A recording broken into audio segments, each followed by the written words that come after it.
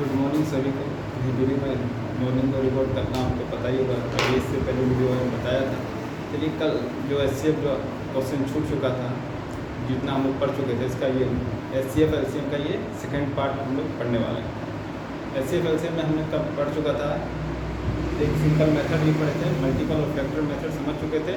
उसके बाद हमने प्राइम फैक्टराइजेशन मेथड से सीखा था कि किस तरह एलसीएम और एचसीएफ निकाला जाता है। अब चलिए आगे बढ़ते हैं।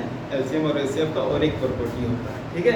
तो ये क्वेश्चन हमने लिखा है कि given by HCF 306 1340 equal to 80, find the LCM. उसी नंबर का एलसीएम फाइंड। हम तो सिंपल से फाइंड कर सकते हैं, हमको पता है कि हम फैक्टराइजेशन प्राइम फैक्टराइजेशन करेंगे, फाइंड कर लेंगे। मगर एक और एक प्रॉपर्टी होता है, ध्यान दीजिए।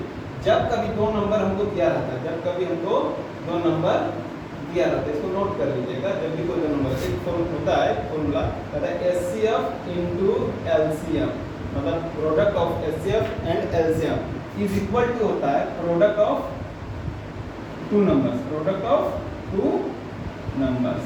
जो नंबर दिए होते हैं उनके प्रोडक्ट के बराबर होता है। ये फॉर्मूला है। ऐसा क्यों होता है हम आगे चल के बात भी करेंगे। चलिए क्वेश्चन देख लेते हैं। एचसीएफ हमको दे दिया है दो नंबरों का, और वही दो नंबरों का एलसीएम पूछा हुआ है। तो देखिए एचसीएफ की जगह में क्या दिया है, 18 दे दिया हुआ है।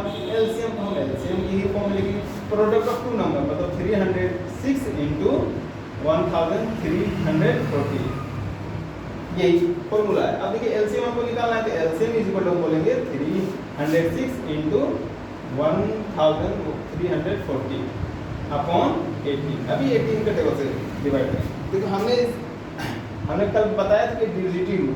देखिए अभी थोड़ा देर पहले भी डिस्कस करेंगे और एक वीडियो डालेंगे डिविजिटी रूल के बारे में, उसमें बता देंगे कैसे डिविजिटी रूल है। हमने बताया था कि अगर कोई भी नंबर तो लास्ट अगर इनका सम करने से 9 आप बनता है, 3 + 6 को सम करने पर क्या बना 9। अब नीचे क्या होगा 9, मतलब ये दोनों नंबर क्या होंगे 9 से डिविजिबल होंगे। 9 से डिविजिबल होंगे मतलब 9 के टेबल में 18 2 बार, 9 के टेबल में ये 9 के टेबल में 3 और ये 4 34 बार में जा रहा।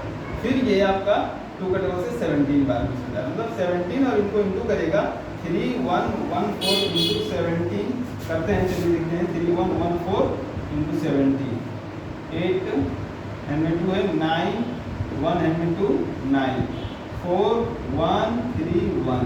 सिंपल से मल्टीप्लाई करके आपके सामने ही दिखा पहले 8 13 3 12 एंड 3 और 1 2।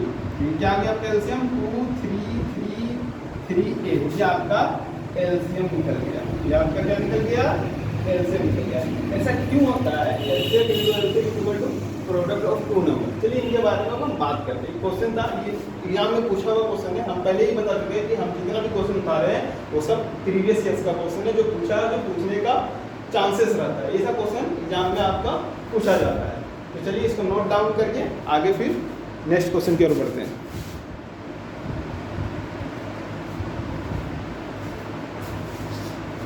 चलिए देखिए एक और एक क्वेश्चन आप लोग के सामने में लिखा हुआ है कि the largest number that divides 70 and 125 and which leaves the remainder 5 and 8।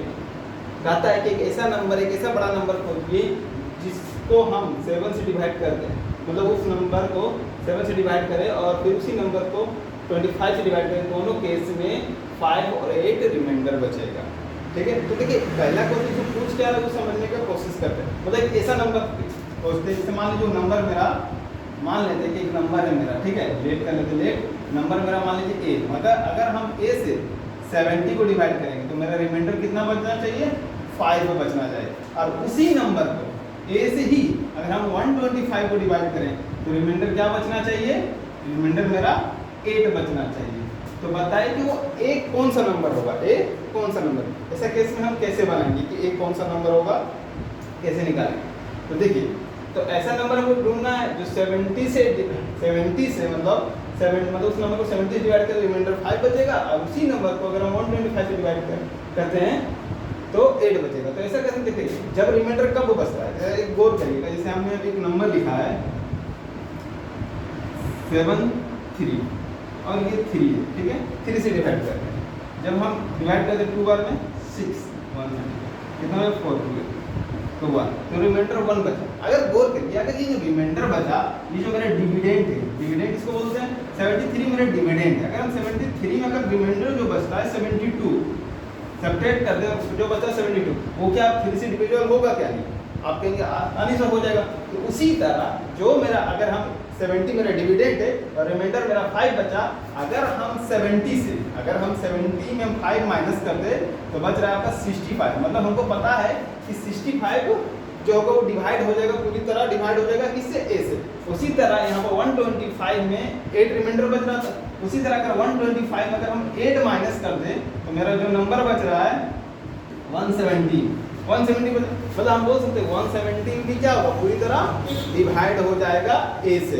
तो मतलब अब दोनों का नंबर सेम है, मतलब दोनों में सेम नंबर से डिवाइड हो रहा है।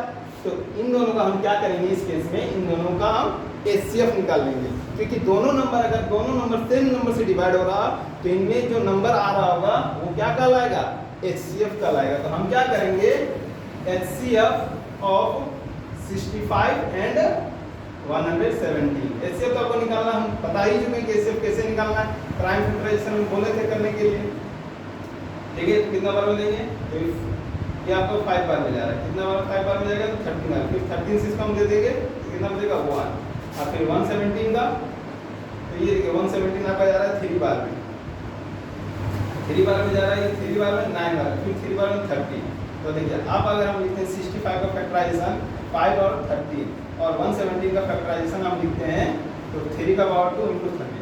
अब यहाँ पर एचसीएफ लिखने के लिए हम क्या बताए थे? जो कॉमन मिले 13 कॉमन मिल रहा है, दोनों में ग्रेटेस्ट लोएस्ट पावर को खोजना था हमको, दोनों में लोएस्ट पावर को खोजना था, दोनों का पावर 1 1, दोनों से हम कोई भी लिख सकते हैं। तो 30, तो एचसीएफ क्या होगा? 30। मतलब जो नंबर हम खोज रहे थे, द लार्जेस्ट नंबर क्या हो जाएगा? The largest number is equal to 13। यही ऐसा नंबर है जिससे हम 70 को डिवाइड कर दें तो रिमाइंडर 5 बच जाएगा, और 25 को डिवाइड कर देते हैं रिमाइंडर 8 बच जाएगा। ऐसा क्यों हुआ हमने समझाने की कोशिश किया। अगर आपको समझ नहीं आए तो फिर से आप वीडियो को पीछे से करके फिर इसको समझ सकते हैं हम, ठीक है। अगर नहीं समझ आए तो आप कमेंट में भी लिख दें कि समझ नहीं आए, तो फिर अगला नेक्स्ट वीडियो में हम इसको फिर से समझाने का कोशिश करेंगे। चलिए आगे बढ़ते हैं।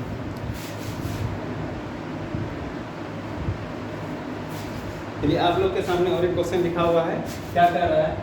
HCF and LCM of 2 number is 9 and 459। मतलब बोलता है कि HCF जो है 2 नंबर का वो 9 है और वही 2 नंबर का LCM जो है 459 है। बोल रहा है कि इफ वन नंबर, उन्हीं में से एक नंबर 27 है, फाइंड अदर नंबर, दूसरा नंबर क्या होगा? अभी हमने एक फॉर्मूला लिखाया था कि HCF into LCM is equal to product of 2 number, उसी पर ये कॉन्सेप्ट बनेगा। बहुत इजी है। अदर नंबर को हम मान लेते हैं लेट करके, let the other number is equal to x मान लेते हैं। अब हमने फॉर्मूला लिखाया था कि HCF into LCM is equal to product of 2 number हमने लिखा था। HCF क्या है? देखिए HCF 9 है, LCM हमको दिया 459, product of 2 number, first number हमको दे दिया 27 और सेकंड नंबर हमने खुद से मान लिया x। अब कोई लिखा x इज इक्वल हम लिख सकते हैं 9 into 459 अपॉन 27। अब हमको तो पता है 9 का टेबल है 27, 3 बार 3 का टेबल से 153, मतलब x इज इक्वल क्या होगा? 156। मतलब हम बोल सकते हैं कि other number is 153। Simple answer था, बहुत ही। अगर आपको फॉर्मूला पता था तो बन जाएगा। चलिए आज के लिए तो बस इतना ही रहने देंगे, क्योंकि इससे पहले भी हमने 2 वीडियो यूनिटी पर बना चुके हैं और अपलोड वो भी कर दे रहे हैं इसके साथ में, वो भी देख लीजिएगा और ये भी देख लीजिएगा। अब हम इसके बाद आगे एक्सरसाइज 1.2 पढ़ेंगे, जिसमें हम लोग इरेशनल नंबर को प्रूफ करना सीखेंगे। इस तरह का बहुत सारा क्वेश्चन और भी है, मगर हम टाइम भी कम है हमारे पास और जल्दी सिलेबस कंप्लीट करना है। बाकी सब इसी तरीके से सारा क्वेश्चन बनेगा। आप अगर वीडियो अगर अच्छा लगा है तो सब्सक्राइब जरूर करें और शेयर जरूर करें, तथा कमेंट करके बताएं कि वीडियो कैसा लगा, क्या गलती हुआ है, उसमें क्या हम सुधार सकते हैं। आप ज़रूर कमेंट करके अपना फीडबैक जरूर दें। ठीक है, चलते हैं फिर अगला नेक्स्ट वीडियो में मिलते हैं।